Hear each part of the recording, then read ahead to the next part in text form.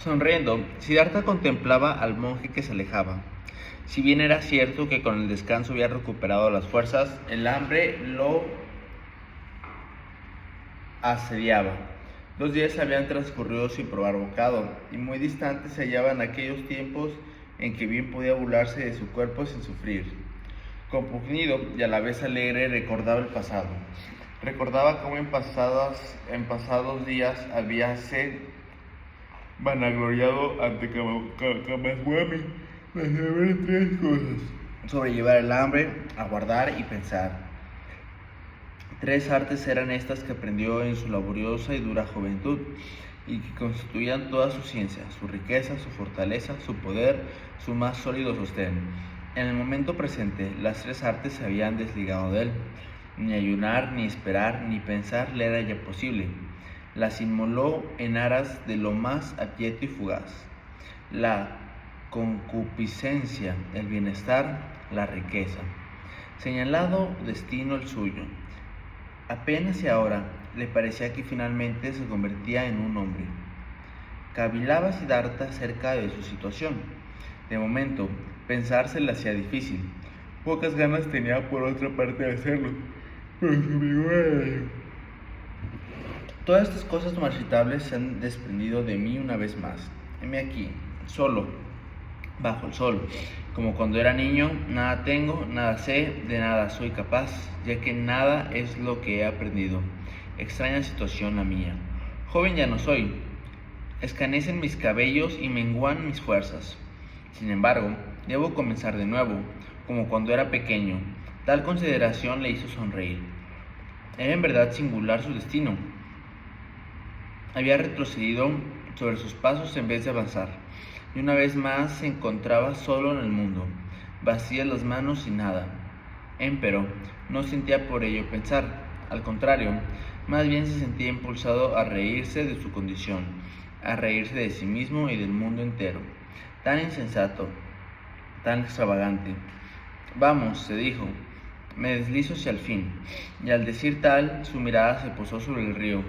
Ese también se deslizaba hacia abajo, de continuo, a través de los campos, entonando su alegre canción, el gárrulo rumor de sus aguas. Le satisfació esa similitud y le dedicó al río afectuosa sonrisa. ¿No era acaso este el mismo río en el cual un día quiso ahogarse, años o siglos atrás?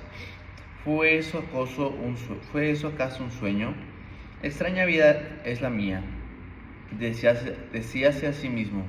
¿Por qué raros extravíos me ha conducido? Niño aún, solo me ocupaba de los dioses y de hacerles sacrificios. Adolescente, no pensaba más que en ejercicios de la mente, en reflexiones y en meditaciones. Buscaba a Brahman y en el Atman veneraba lo eterno. Me uní luego a monjes ascetas y en el bosque vivía a merced del calor y del frío.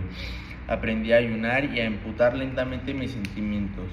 Más tarde, al conocer la doctrina de su primer Buda, el saber y la ciencia de la unidad del mundo se me manifestaron en forma tan prodigiosa que los asimilé hasta el grado de identificarme con ellos.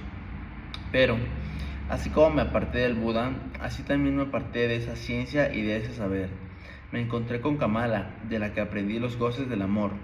Con Kamaswami aprendí a negociar, adquirí dinero, lo dilapidé, me aficioné a los más delicados manjares y al disfrute de los sentidos.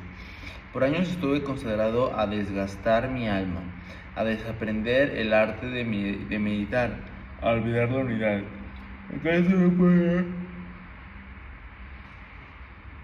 ¿Acaso no podría aseverarse que poco a poco, por largos y extraviados caminos, me esforzaba en convertirme en niño al hombre que yo era, al pensador? Sin embargo, algo de bueno se conservaba en mi escabrosa senda, pues a todo sobrevivió el pájaro que en mi pecho cantaba. Pero, ¿qué senda la mía? Pienso y recapacito en las insensateces, vicios, errores, asco, desengaños y ruindades a que he tenido que llegar, solo para volver a ser niño y tener que empezar de nuevo. Empero, todo ha sido para mi bien, me lo grita el corazón y me lo dice también el brillo de mis pupilas. Se me hizo necesario vivir en la desesperación, degradarme hasta llegar a la más cobarde de las ideas, al suicidio, para alcanzar mi propio perdón y escuchar el Om, para disfrutar de un tranquilo dormir con su despertar. Me fue necesario pasar por la demencia para al fin llegar hasta el Atman. Me fue necesario sucumbir al pecado para nacer de nuevo a la vida. ¿Hacia dónde me conduciría este camino?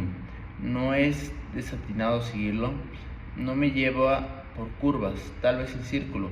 Sea lo que sea, he de seguirlo. ¿De dónde procede esta felicidad?, preguntó su corazón. ¿Del profundo bienhechor sueño del Om o de mi fuga? De haber partido sin pensar en retomar y de sentirme ahora tan libre como un pájaro en vuelo.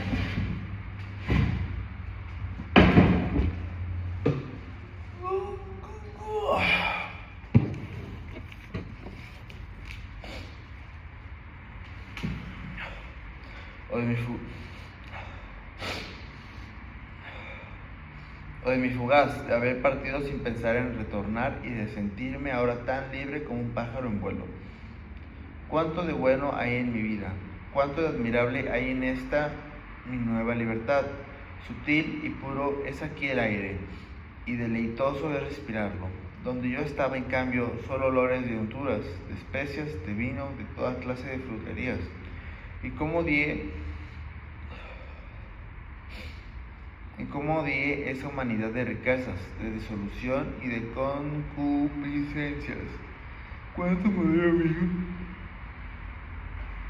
me odié yo mismo por conservarme tanto tiempo en medio de tan repugnante sociedad? Bastante fue lo que yo mancillé, inmolé, emponzoñé y torturé ahí mi propio yo. Viejo y perverso me hice, lo que disfrutaba en pensar que Siddhartha era un sabio. Tal cosa no me ocurre más. Ciertamente me siento orgulloso y satisfecho de haber puesto término al mismo tiempo a ese odio que tenía contra mí mismo y a esa necia y vacía existencia. Mis congratulaciones, Siddhartha. Después de tantos días de locura, has tenido por fin una razonable ocurrencia: escuchar al trino del pajarillo que mora en tu pecho y obedecer su voz. Así se elogiaba Siddhartha y daba testimonio de su complacencia.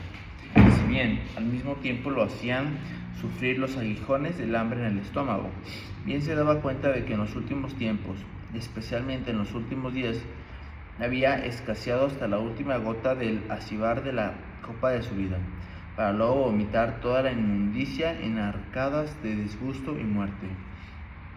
Bien no hubiera podido quedarse al lado de Kamaswami, adquiriendo riquezas para luego derrocharlas, saciándose con toda clase de manjares, dejando parecer su alma miserable y ulcerada en ese infierno donde imperaban la molicie y la concupiscencia, de no haber sido porque la amargura y la desesperación lo arrancaron de ahí para traerlo, en la exacerbación de la crisis, hasta la orilla de este río en donde tomó la decisión de poner fin a sus penas.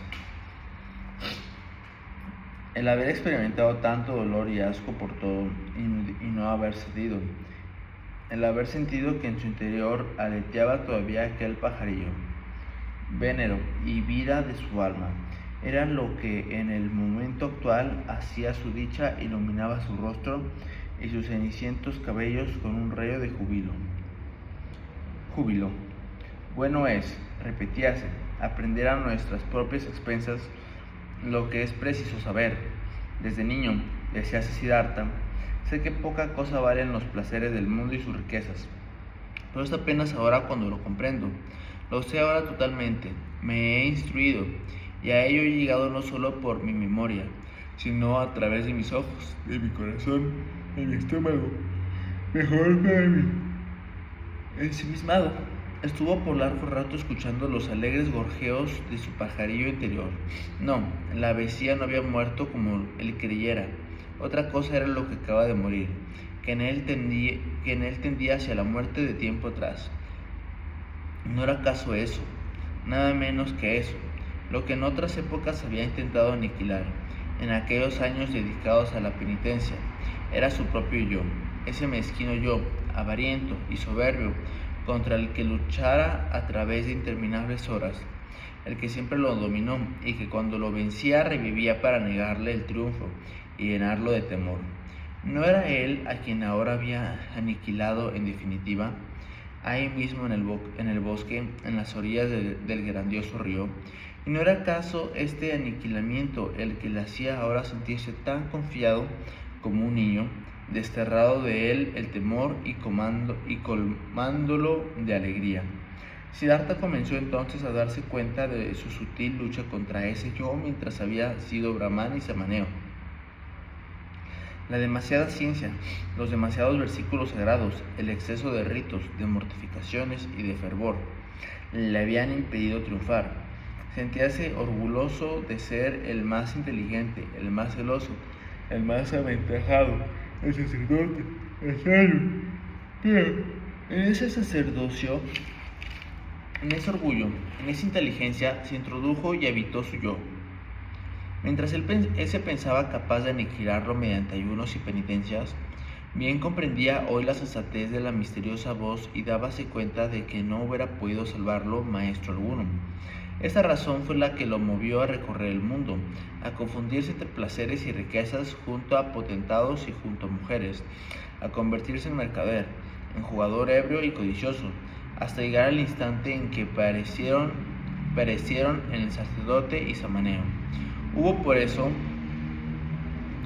eso de continuar tolerando terribles años de repugnante existencia, desatinada y hueca, hasta que el